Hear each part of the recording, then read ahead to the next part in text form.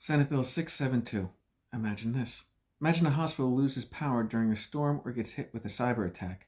Ambulances are rerouted, patients are sent elsewhere, and families are left wondering if the nearest ER is even operating.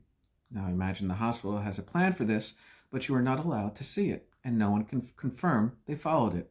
What the bill says it does?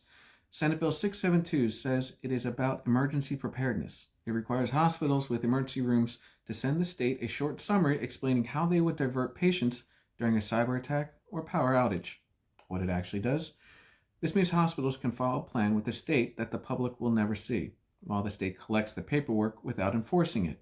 Hospitals gain protection from scrutiny, while patients and local responders lose visibility into how emergencies will be handled.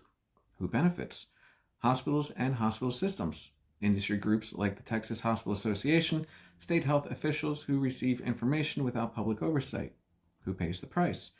Patients and families who depend on emergency care, local EMS and city planners who are left out of the loop, communities that want assurance their hospitals are ready for real crisis. Why it matters. In an emergency, minutes matter. When diversion plans are hidden and not enforceable, people are asked to trust that everything will work without any way to verify it.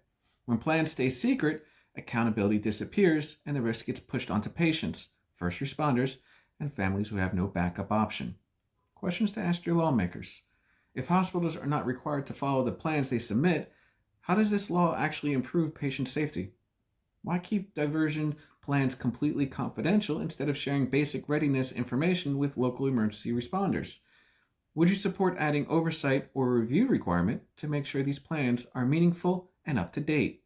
Bottom line, Senate Bill 672 creates the appearance of emergency preparedness while keeping Texans in the dark and relying on trust instead of accountability.